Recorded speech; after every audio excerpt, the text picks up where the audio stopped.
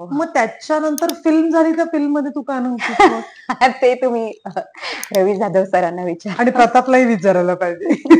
No comment. या पण मला एलॅबरेट करून बोलायला आवडेल प्लीज. की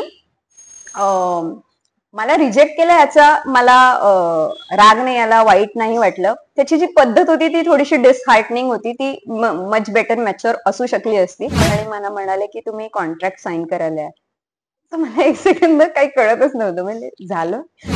आता मला हे का जाणवलं, मी एक आता नाव घेऊ का नको माहित नाही, पण मी ज्याच्यावर ऑलरेडी काम केलं त्याच्या प्रोडक्शन मध्ये ऍडव्हान्स आला, तारखा ठरल्या, मी माझ्या नाटकाच्या 2 डेट ऍडजस्ट केल्या त्या फिल्मच्या शूटसाठी. आणि मग नंतर मला काही कॉर्डिनेशनचा फोनच येईना.